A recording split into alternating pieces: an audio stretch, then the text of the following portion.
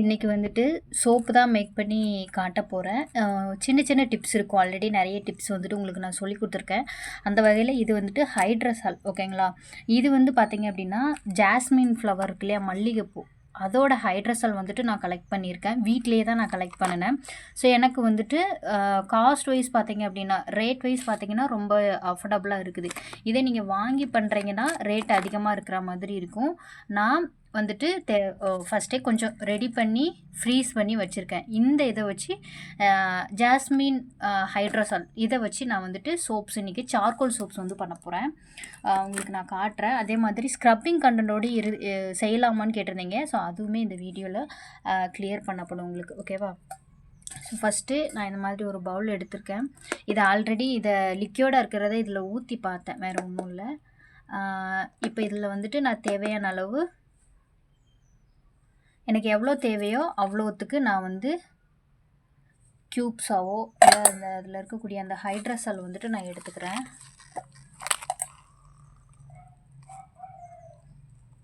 ஹைட்ரஸால் பாருங்களேன், ரியலாக ஒரிஜினல் ஹைட்ரஸால் எப்படி இருக்குமோ அதே மாதிரி இருக்குது. ஸோ நான் இப்போ வந்துட்டு மொத்தம் எனக்கு வந்துட்டு 300 கிராம் கிட்ட வாட்டர் வந்து எனக்கு தேவைப்படும்.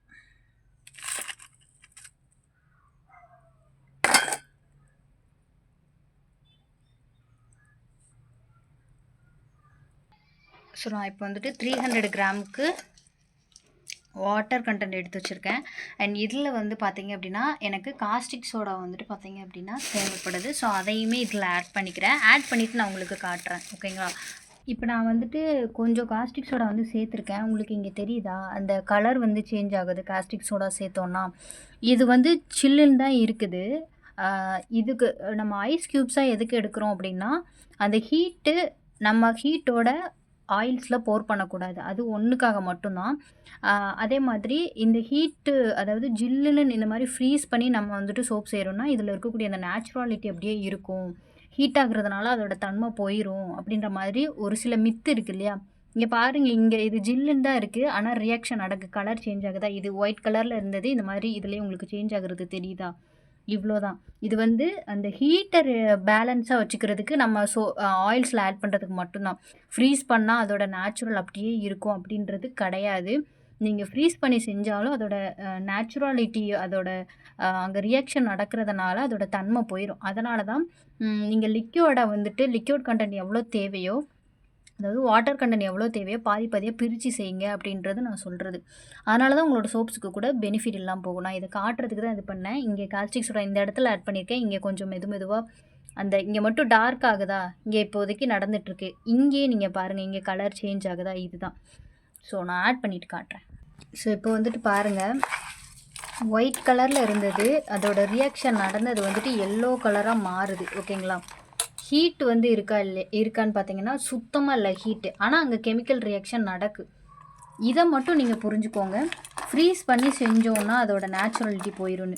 ஆக்சுவலி இந்த ஃப்ரீஸ் பண்ணுற மெத்தடு எதுக்காக வந்ததுன்னு பார்த்தீங்க அப்படின்னா, நம்ம இந்த மில்க்லலாம் சோப் செய்வோம்ல, அப்போ செய்யும்போது மில்கில் வந்துட்டு ஃபேட்டி கண்டென்ட் இருக்கும், அந்த கொழுப்புத்தன்மை கொஞ்சம் வந்துட்டு இருக்கும்.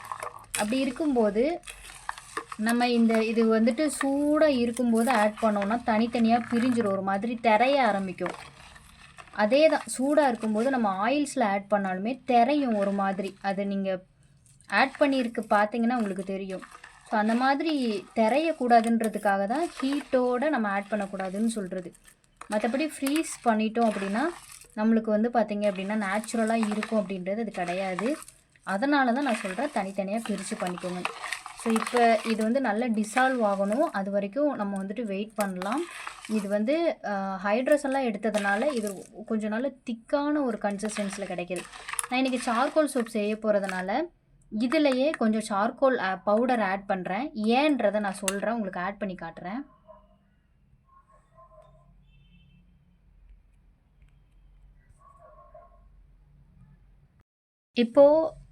இப்போ வந்துட்டு நான் இதில் பார்த்தீங்க அப்படின்னா சார்கோல் பவுடர் வந்துட்டு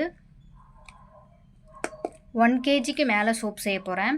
நான் வந்துட்டு 100 கிராம் ஆஃப் சார்கோல் பவுடர் எடுப்பேன். 50 கிராம் இந்த காஸ்டிக் சோடாலையும், இல்லைன்னா ஒரு 20 கிராம் வந்துட்டு இந்த காஸ்டிக் சோடா அதாவது இந்த லை சொல்யூஷன்லேயும் மீதியை வந்து ஆயில்ஸ்லேயும் போட்டு பிளெண்ட் பண்ணிக்க போகிறேன். ஆட் பண்ணிவிட்டு மிக்ஸ் பண்ணிக்கிறேன். ஹோம்மேடாக செஞ்ச சார்கோல் தான். நான் நிறைய வீடியோஸில் சொல்லியிருப்பேன், லை சொல்யூஷனில் நீங்கள் ராவான இன்க்ரீடியன்ட் ஆட் பண்ணாதீங்க அப்படின்ட்டு. ஆனால் ஒரு 10 to 20% வந்து சும்மா ஆட் பண்ணிக்கோங்க அப்படின்னு. அது எதுக்கு நான் சொல்கிறேன், இப்போது இதை ஆட் பண்ணி நல்லா வந்துட்டு நான் மிக்ஸ் பண்ணிக்கிறேன். ஓகேங்களா? ஜாஸ்மின் பவுடர் வந்து சும்மா உங்களுக்கு காட்டணும், அதை ஃப்ரீஸ் பண்ணுறதுனால அதோட செய்கிறதுனால அது நேச்சுரலிட்டி போகாது, அப்படியே இருக்கும் அப்படின்னு சில பேர் சொன்னீங்கல்ல, அது ப்ரூவ் பண்ணுறதுக்காக இது நல்லா டைல்யூட் பண்ணிவிட்டு நான் உங்களுக்கு காட்டுறேன். அப்புறம் இன்னொரு டிஃப்ரென்ஸ் பார்த்தீங்க அப்படின்னா, இது வந்து நான் ஐஸ் க்யூப்ஸில் லை வந்து ப்ரிப்பேர் பண்ணியிருக்கேன். இது பார்த்தீங்க அப்படின்னா திக்காக இருக்கும், அது டிசால்வ் ஆகாமல் இருக்குது. பார்த்தீங்கன்னா திக்காக உங்களுக்கு வந்துட்டு தெரியும். இதே நீங்கள் நார்மல் வாட்டரில் பண்ணிங்க அப்படின்னா நல்ல லிக்யூடாக இருக்கும். இந்த மாதிரி சேஞ்சஸுமே நடக்கும். ஓகேங்களா? இப்போ வந்துட்டு ஆயில்ஸ்லாம் மெஷர்மெண்ட் பண்ணி எடுத்துக்கலாம். நான் இன்றைக்கி வந்து ஆமணக்கு எண்ணெய், அப்புறம் வந்துட்டு பாம் ஆயில், கோகோனட் ஆயில், அப்புறம் எண்ணெய், இதை தான் எடுத்திருக்கேன். ஸோ ஃபஸ்ட்டு இப்போ ஆட் பண்ணுறது வந்துட்டு ஆமணக்கு எண்ணெய். அதுக்கப்புறமா இப்போ ஆட் பண்ண போகிறது வந்துட்டு பார்த்தீங்க அப்படின்னா பாம் ஆயில்.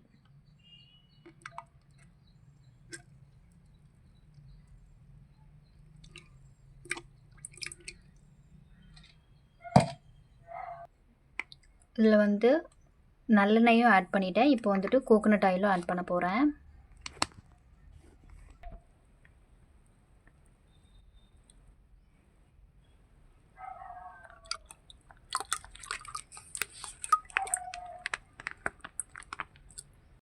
வந்துட்டு பார்த்தீங்க அப்படின்னா ஆயில்ஸ்லாம் மெஷர்மெண்ட் பண்ணி எடுத்து வச்சிட்டோம். இதில் வந்து பார்த்தீங்க அப்படின்னா சார்கோல் பவுட்ரு வந்துட்டு 70 கிராமுக்கு ஆட் பண்ணுறேன். மீதி கிராமுக்கு நான் வந்துட்டு லை சொல்யூஷனில் வந்துட்டு ஆட் பண்ணியிருக்கேன். ஸோ அதை வந்துட்டு ஆட் பண்ணிவிட்டு ஃபஸ்ட்டு இதை வந்து நல்லா பிளெண்ட் பண்ணிக்கணும். அப்போ தான் ஆயிலோடு நல்லா வந்துட்டு சேரும்.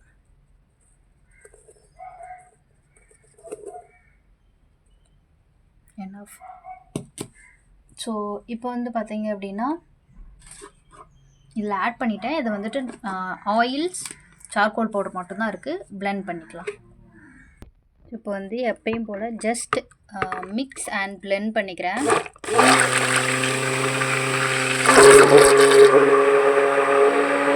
அப்புறம் இந்த மாதிரி நுரை அதிகமாக வருதுன்னு கேட்டிருந்தீங்க. இது ரொம்ப நேச்சுரல், சரிங்களா? இந்த மாதிரி நுரை அதிகமாக வருது அப்படின்னா நீங்கள் ஆயில்ஸ் வந்து நல்ல ஆயிலாக சூஸ் பண்ணியிருக்கீங்கன்னு அர்த்தம் ஒன்று. அண்ட் நம்ம ஆட் பண்ணியிருக்கக்கூடிய இந்த அடிட்டிவ், அதாவது சார்கோல் பவுடர் இப்படி ஆட் பண்ணியிருக்கோம்ல, அதோட ஒரு இதுவுமே இந்த மாதிரி ஃபார்மிங் வரும். புரியுதுங்களா? ஸோ இப்போ வந்துட்டு இதுவே பாருங்களேன், ஒரு மாதிரி திக்காக இருக்கா? ஸோ இதை நல்லா பிளெண்ட் பண்ணிக்கிறேன். ஸோ இது பிளெண்ட் பண்ணிட்டேன். இப்போ நான் இதில் வந்துட்டு லை சொல்யூஷன் நம்ம வந்துட்டு ப்ரிப்பேர் பண்ணி வச்சுருந்தோம்ல, அதை எல்லாமே வந்துட்டு இதில் ஆட் பண்ணிடலாம். ஓகேவா? எப்பயுமே லை ஆட் பண்ணும்போது ஃபில்டர் பண்ணி சேர்த்துக்கோங்க. நீங்கள் ஆல்ரெடி ஃபில்டர் பண்ணி சேர்த்துருந்தாலும் பரவாயில்ல, திரும்பியும் நீங்கள் ஃபில்டர் பண்ணி தான் சேர்க்கணும். ஏன்னா நம்ம வந்துட்டு காஸ்டிக் சோடா வந்துட்டு மிக்ஸ் பண்ணியிருக்கோம். ஸோ காஸ்டிக் சோடா மிக்ஸ் பண்ணியிருக்கிறம்போது ஒழுங்காக மிக்ஸ் ஆகலை அப்படின்னா அந்த நம்ம பெட்டல்ஸ் மாதிரி ஆட் பண்ணோம்ல, அது வந்து இந்த மாதிரி வடிகட்டிலே ஸ்டோர் ஆயிரும். இது நீங்கள் வடிகட்டாமல் ஆட் பண்ணியிருந்தீங்க அப்படின்னா அது அப்படியே வந்துட்டு சோப் பேட்டருக்குள்ளே விழுந்துடும். அப்போ உங்களுக்கு வந்து இந்த மாதிரி எரியிற ப்ராப்ளம், அந்த மாதிரி ப்ராப்ளம்ஸ் வந்து வரும். அதனால் சொல்கிறேன், இந்த மாதிரி ஃபில்டர் பண்ணிடுங்க. நான் வந்துட்டு இப்போ ஃபஸ்ட்டு கொஞ்சம் ஆட் பண்ணியிருக்கேன். பிளெண்ட் பண்ணிவிட்டு ஒரு 3 டைம் வந்துட்டு நான் இந்த லை சொல்யூஷனை வந்து ஆட் பண்ணி பிளெண்ட் பண்ணிக்கிறேன். விட சார்கோல் சோப் மட்டும் சீக்கிரமாக ட்ரேஸ் வர்ற மாதிரி இருக்கும்.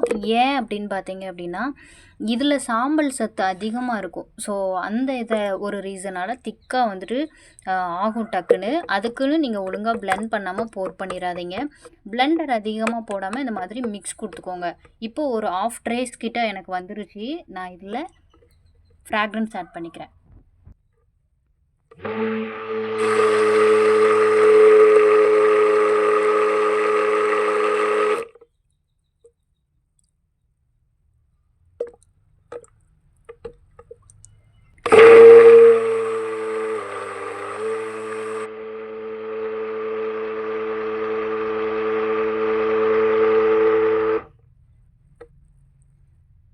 எனக்கு இப்போ வந்துட்டு ட்ரேஸ் வந்துருச்சு. நான் இனிமேல் வந்துட்டு அதில் ஓரத்தில் இருக்கிறதெல்லாம் வந்துட்டு எடுத்துகிட்டு மோல்டில் போர் பண்ண ஆரம்பிச்சிட போகிறேன். இதை விட திக்காகிடுச்சின்னா போர் பண்ணுறதுக்கு கஷ்டமாக இருக்கும். ஓகே, எனக்கு வந்து ஓரளவு ரொம்பவே திக்காகிடுச்சு. நான் மோல்டில் வந்து போர் பண்ணிட்டேன். இப்போ பார்த்தீங்க அப்படின்னா நான் வந்துட்டு சொல்லியிருந்தேன் இல்லையா, காஸ்டிக் சோடாவில் நீங்கள் வந்துட்டு சும்மா ஒரு 10 கிராம் போல் எந்த இன்க்ரீடியன்ட் சேர்த்தாலும் அதோட பவுடர் வந்துட்டு சேர்த்துக்கோங்க அப்படின்ட்டு. அது என்ன ரீசன் பார்த்தீங்க அப்படின்னா, இப்போ மஞ்சஸ்டா சோப் செய்கிறீங்க இல்லை வேறு ஏதாவது சோப் செய்கிறீங்கன்னா அதோட கலர் வந்து அங்கே ஒரு கெமிக்கல் ரியாக்ஷன் நடந்து அதோட கலரை என்ஹென்ஸ் பண்ணி கொடுக்கும். அந்த ரீசனுக்காக தான். நெக்ஸ்ட் ஒரு வீடியோவில் பார்க்கலாம்.